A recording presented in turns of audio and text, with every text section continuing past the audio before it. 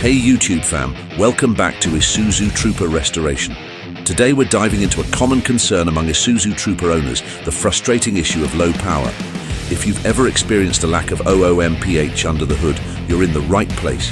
In this video, we'll explore the reasons behind the low power problem, and more importantly, I'll be sharing 4 practical tips to help you reclaim that lost performance. Stay tuned until the end of this video, as I'll be guiding you through practical steps to repair and restore your ISUZU Trooper 4JX1 engine to its optimal performance. If you've been struggling with low power issues, you won't want to miss this. Hit subscribe and let's get ready to bring that ISUZU power back.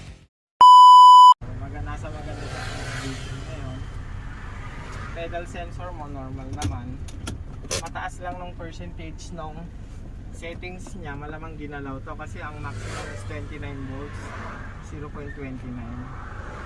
Idle ka pa lang 43. Yun yung mga isang settings natin. Tapos nakita ko na agad, sir, may problema ka sa map sensor. Ang desire or ang standard parameters on idle is 96 to 106 kPa on idle.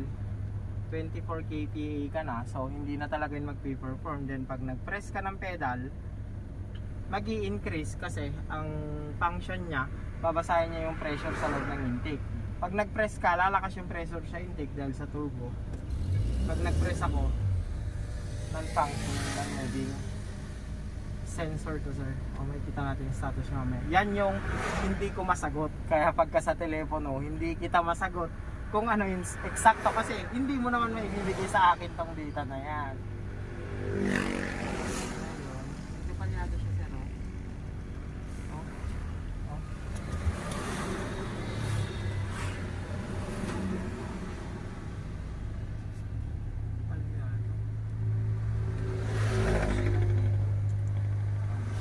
Normal sa temperature mo, meron kang buong yung cooling system, then functioning yung coolant thermostat.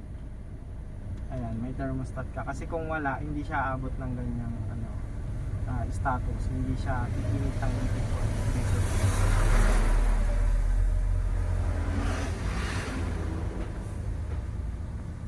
Okay. Anong last na change oil mo, sir? Last po kayo? Last man. Anong ginamit na oil? Sorry. Patingin pa? Okay. Step 9 on idle pag RPM mo. Step 0. Ano naman ang injector mo?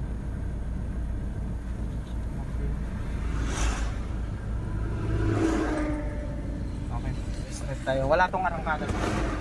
Hirap to na yung umarangkada siya. Ayan, nararamdaman ako sa kanya. Dito sapat sa kayo pa lang. Kailangan natin actual update. Buti naka-update ka sa mga yan. Nakabuelo. Hindi mo na minimit. Hindi mo tinitiga. Nakabuelo.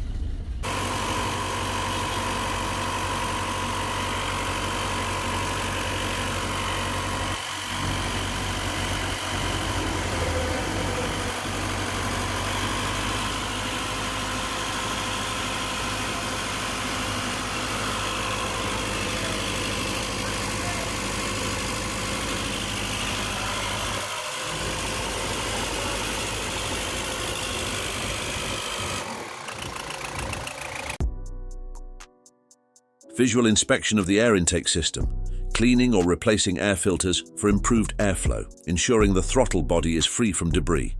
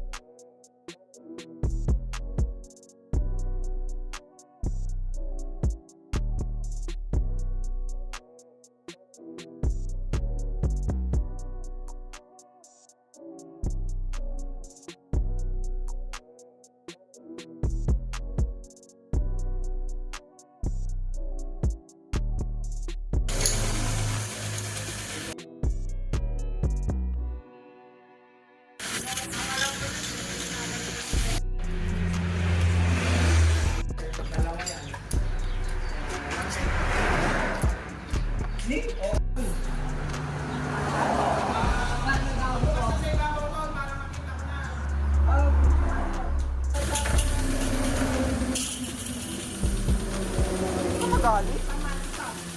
Ha?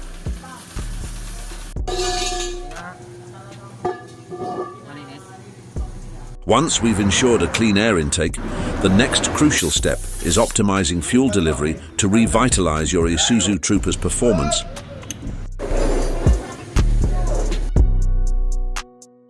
Checking fuel injectors is essential to ensure they aren't clogged or malfunctioning.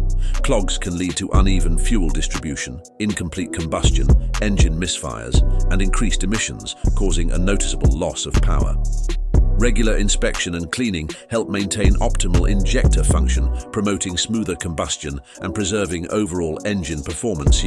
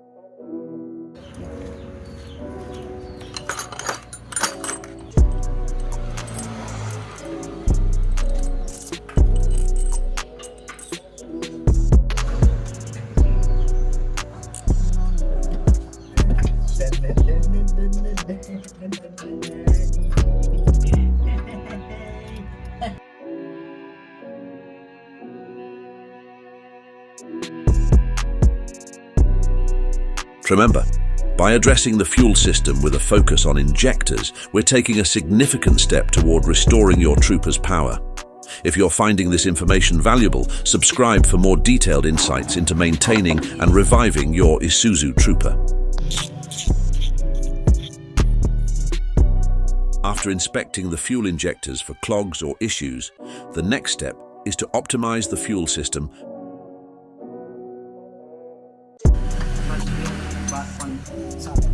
We started by dropping the old oil, paving the way for a rejuvenated engine.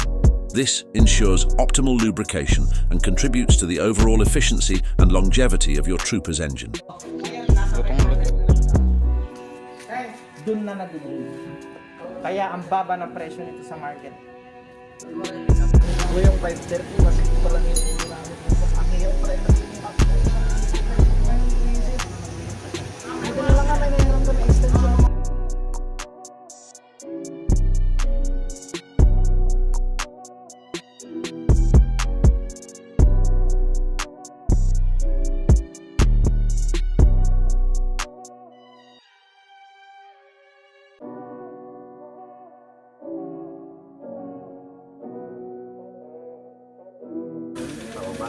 So, oil pipe.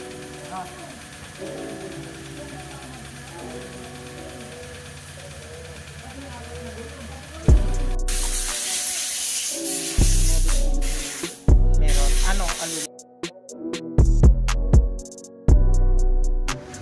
Ito kuya, di ba? Ayan. Ayan, sir. May ano na, sir?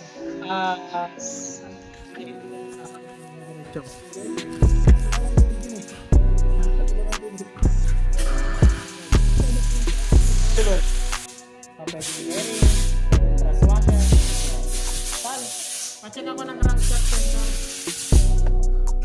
Dun. No. Meron kakaiba. Oh, hindi yan part. Oh, hindi yan part. Nagdagdag sila ng o-ring. Box. Baka nagalaw na, tol. Baka nagalaw na kasi tignan mo yung itsura nito. May ibang o-ring na nilagay. Tanggalin nyo na rin. Ito yung isa? Oo.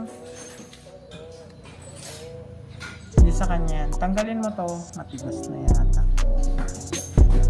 Dahan-dahan. Tapos, Tape close dati, no? meron pang tape lang yan.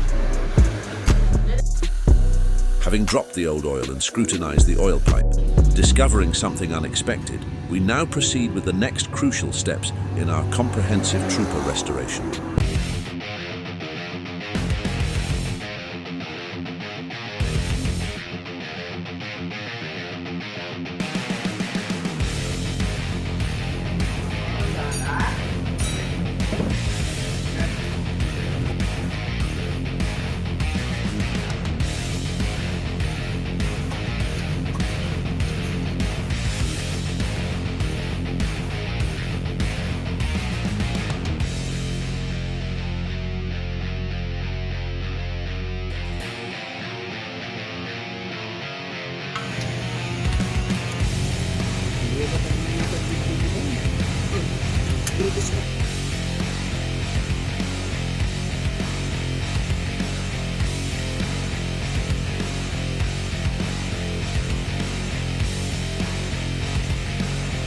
I highly recommend Had a Red Boost for your ISUZU Trooper 4JX1 engine. This exceptional oil additive brings a range of benefits that can significantly enhance your engine's performance and longevity. Revitalizes worn parts, reduces friction for smoother performance, guards against wear and tear, enhances oil lubrication, increases power and efficiency.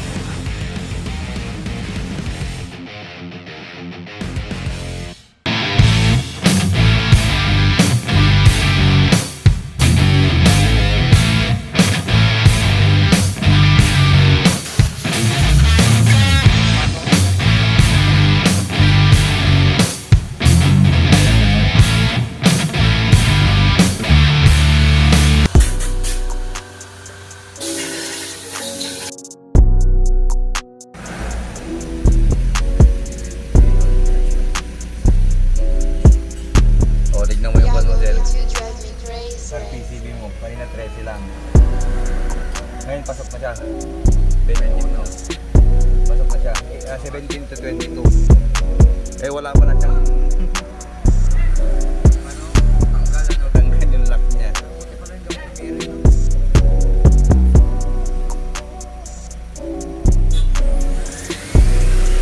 Oh, tutuan din pa.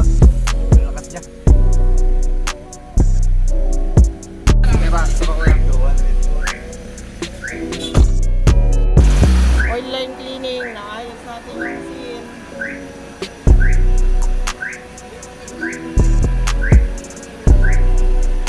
Kanina yan. O, nag-5 na siya. Umanda pa siya. Dahil doon sa oil pressure. Hindi ko alam, pero kung ako magsasuggest, at least meron kang bago dyan, sir, para masatisfy yung bagong ilagay. Ano nangyari sa baterya mo? May Testing ko kaya sa radiator.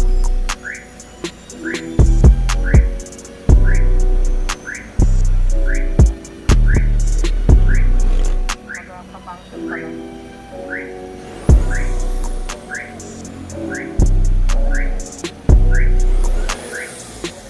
Oliver, tignan mo nga sa valve kung may back.